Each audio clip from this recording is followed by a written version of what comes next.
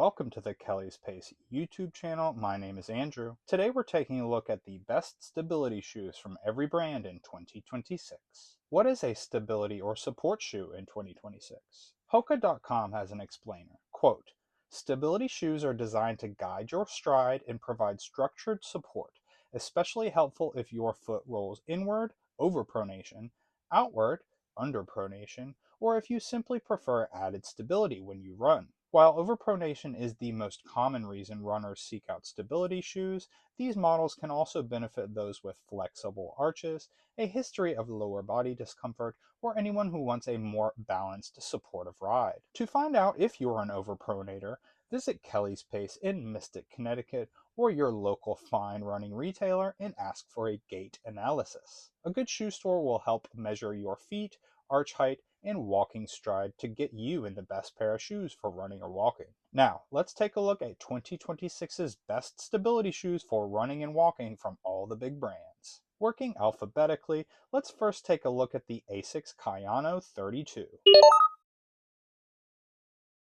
The underfoot sensation you get is a soft cradling feeling. The sock liner really welcomes you in, there's prominent arch support, you can feel the stability elements. I especially notice the solid stability on the medial heel side. The shoe features a good rocker feeling on the walk or run. If you are attuned to that sort of thing, you can feel the relatively higher drop in this shoe. Drop is the difference in height from the heel down to the midsole. Traditional running shoes will typically have a 6mm or higher offset. The Kayano is 8mm. For the softness, I would call this shoe soft but not super soft. Maybe 6.5 out of 10. One thing going for the Kayano is that it's the most established support shoe on this list. The shoe is on its 32nd version. That means it's been a fan favorite and a doctor recommended winner since way back. Next up we have the Brooks Adrenaline 25. Brooks is known for its great build quality, and this shoe definitely hits the mark there. You can have a solid expectation of long-lasting duration in this shoe. Shoe manufacturers typically recommend 300 to 500 miles of running lifespan in a shoe, more if you only walk and don't run. The Adrenaline is a great walker and runner. I took this shoe on a 2-week European vacation and had zero back and foot pain the whole trip. The same could not be said for some of my traveling companions who were wearing Vans or other less supportive options. The Brooks guide rail system contains areas of denser foam which, quote, "support your body in its natural motion path while keeping excess movement in check." If you're not a huge fan of the rocker sensation, there's a minimum of rocker geometry in this shoe. The arch support in the sock liner is good but not as prominent as the ASICS Kayano, and the toe box is comfortable without being over wide. This shoe does come in wide sizes as well. Next up we have the Hoka Gaviota.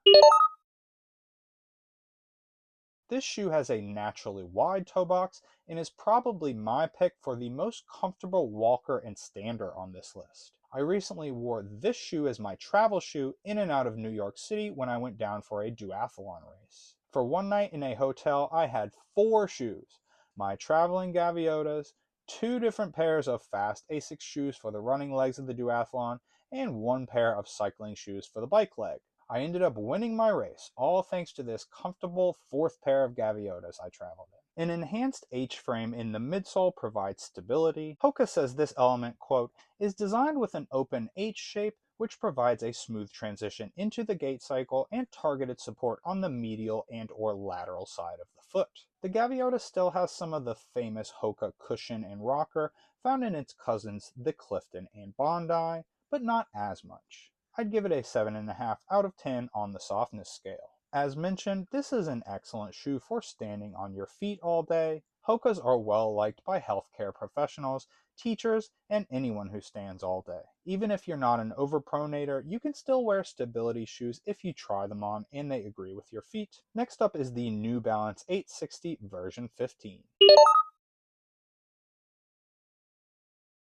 The American brand stability offering is another long-running model asked for by name by many consumers and recommended by doctors all over. It features a snug fit. I would perhaps consider a half size up for comfort. You want a half thumb to a full thumb clearance between end of toe and end of shoe in a running or walking shoe. Another thing to note here is that the foot doesn't slip in super easy to this shoe, and you might need to loosen the laces a few eyelets down to get the foot in. So perhaps not the best option if you like to slide your foot in with the minimum of fuss. The 860 has good rubber outsole coverage. Its prominent rocker and toe spring make walking feel easy and breezy, but running actually feels a bit slappy and less rockered, perhaps due to the plastic stability plane which features prominently in this shoe. On my right foot, I had a bit of upper material folding in. This could cause some irritation for certain users.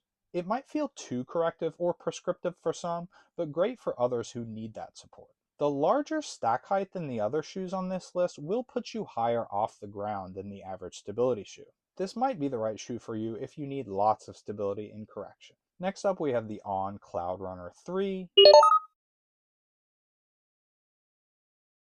On Running stability shoe is probably the firmest option of the shoes we're examining today. This can be a good thing for those who need a shoe that will keep them steady in the medial lateral direction. Too much softness and squish can lead to instability for some. The Swiss company describes their stability technology thusly. Our original CloudTech cushioning system has been engineered for a stable, supportive run, featuring Helion foam for comfort and impact absorption. There's not much of a rocker feeling on the walk or run. You do have a flat feeling underfoot, not really a cratered feeling, not with prominent arch support. The shoe could be a good fit for those with flat feet or low arches. The shoe features some nice reinforced overlays on the toe which differentiate it from the others on this list. And finally we have the Saucony Guide 19.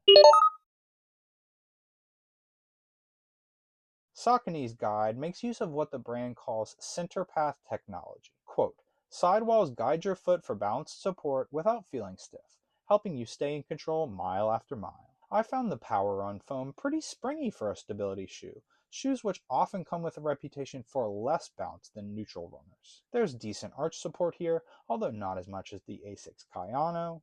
You can feel the prominent support both medially and laterally. This shoe is fairly prescriptive. In my gait cycle, the shoe makes me land on my lateral heel side first. It then rotates my foot down and inwards, and finally the medial toe side support comes into effect to straighten the foot into an aligned frontward landing. More than the other shoes on this list, I feel the stability elements actively working on my landings, but it isn't a bad or overwhelming feeling.